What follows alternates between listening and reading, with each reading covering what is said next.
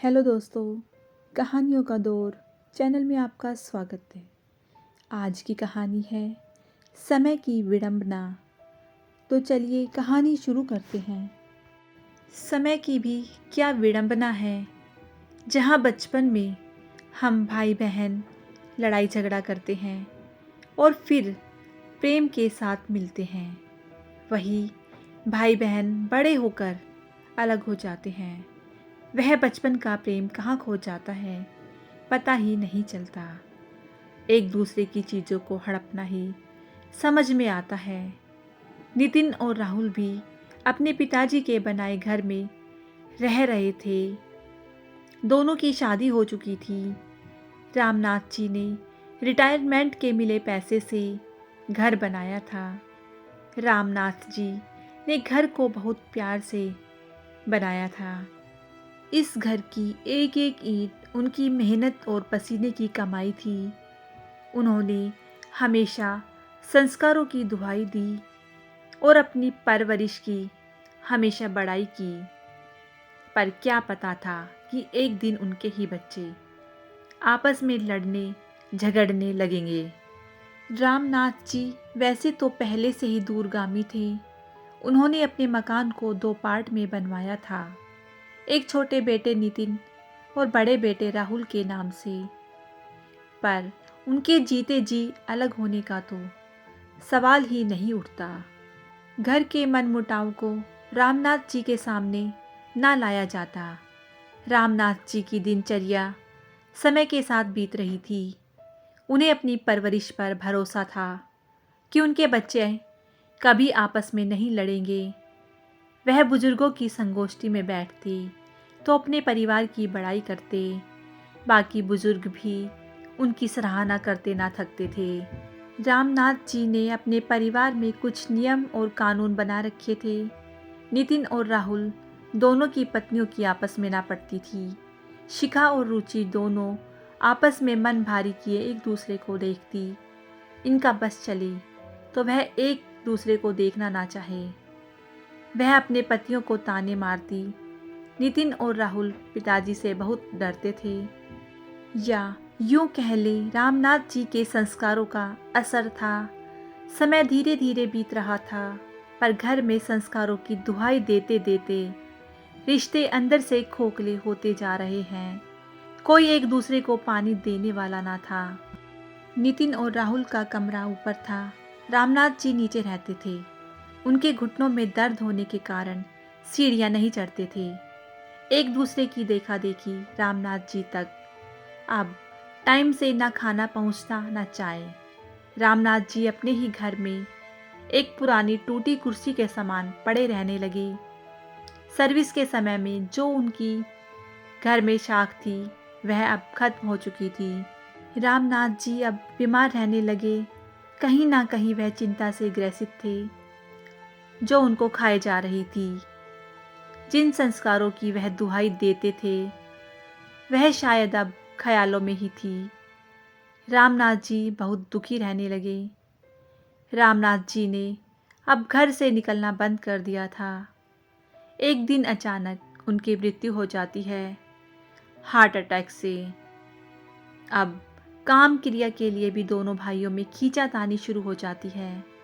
समय की विडंबना देखिए, जिसका सब था उसकी अंतिम क्रिया में भी भाइयों ने अपना लड़ना ना छोड़ा। किसी तरह पंडित को खिलाकर क्रिया का काम संपन्न किया। जिस पिता ने इतनी दुआएं दी अपने बच्चों को और संस्कारों की कितनी बड़ाई की, उसका ये अंत। अब नितिन और राहुल को रोकने वाला कोई ना था। नितिन और राहुल की आपस में तो रोज ही लड़ाई होती। उनके काम पर जाने के बाद शिखा और रुचि भी आपस में लड़ती रहती। यह सिलसिला अब आए दिन का हो गया। अब बंटवारे की बात चलने लगी। यह बात रिश्तेदारों तक पहुंची। रामनाथ जी की बड़ी बेटी सुधा और उसके पति दिनेश नितिन और राहुल से मिलने के लिए आते हैं और समझाते हैं कि लोग क्या कहेंगे। पिताजी ने तो हमेशा अपने संस्कारों को सर्वोपरि रखा। तुम लोगों ने उनके मरने के बाद उनकी इज्जत को धो डाला। पर नितिन और राहुल किसी भी बात पर तैयार नहीं थे। सुधा और दिनेश बात कर चले जाते हैं। जाते जाते बोलते हैं, थोड़ा सोचो तुम दोनों। जब राहुल और नितिन ने पिताजी का मान ना रखा तो वह बहन का क्या रखते। फिर एक दिन राहुल और नितिन ने सुधा दी और दिनेश जीजा जी को बुलाकर बंटवारे की बात रखी। सब लोग आंगन में इकट्ठा हो चुके थे। सब एक दूसरे पर आरोप लगा रहे थे। नितिन की बहुत ही बेइज्जती हुई। घर में नितिन की पत्नी रुचि, वह भी अपनी एक एक बात को रखती जा रही थी। जो जलता है वही तड़पता है। नितिन और रुचि के साथ नाइंसाफ़ी बहुत दिनों से चल रही थी। नितिन और रुचि अब एक होने के लिए तैयार ना थे। इधर राहुल और सुधा को सारी कमियां सिर्फ नितिन और रुचि में ही नजर आ रही थी। सुधा और दिनेश भी नितिन और रुचि को समझाने में लगे थे। रुचि ने बोला, क्या पिताजी अम्मा के मरने के बाद सारा कुछ बड़े भाई का होता है, छोटे का कुछ नहीं होता। पर रुचि की बात को सुनता कौन। रुचि बोले जा रही थी और रोई जा रही थी। माँ के गहने, माँ का बक्सा, माँ का कमरा सब बड़े भाई का होता है, तो हमारा क्या है। सुधा दी, अभी भी आप एक होने के लिए कह रही हैं। सुधा दी ने बोला, बड़े भैया सारा काम कर रहे हैं तो वही ना रखेंगे। नितिन और रुचि तिल मिला जाते हैं। रुचि ने सुधा दी जैसी दीवार पर अब अपना सिर फोड़ने की कोशिश ना की। वह चुप होकर अपने कमरे की ओर चली और जाते जाते बोलती गई, अब मैं इन लोगों के साथ नहीं रह सकती। इधर सुधा दी भी गुस्से में बोली, ठीक है, तो इस घर के 3 हिस्से होंगे, एक बड़े भैया का, एक तुम्हारा और एक मेरा। रुचि वापस पलटकर नीचे आती है और बोलती है, कैसा आपका हिस्सा। सुधा बोलती है, पिता की प्रॉपर्टी में बेटी का भी हिस्सा होता है।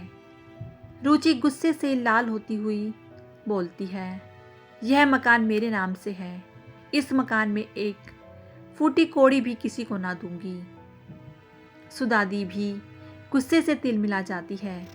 रुचि वहाँ से तेजी से निकलकर अपने कमरे में चली जाती है। राहुल और उनकी पत्नी शिखा सबकी नज़रों में अच्छा बनने की कोशिश करते हैं। सुधा दी अब बड़े भाई के यहाँ से आना जाना रखती है।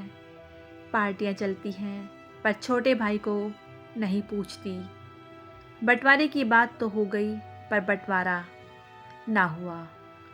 बड़े भाई का मटकते चटकते अपनी बहन के घर आना जाना हो रहा था।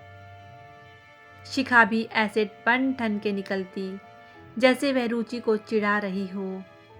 क्या सब कुछ लेकर भी लोग अच्छे बने रहेंगे और सब कुछ सहने के बाद बोलने वाला बुरा हो जाएगा।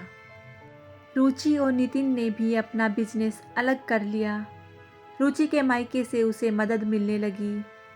नितिन ने अपना बिजनेस खड़ा किया, पर बिजनेस एक दिन में कहाँ खड़ा होता है।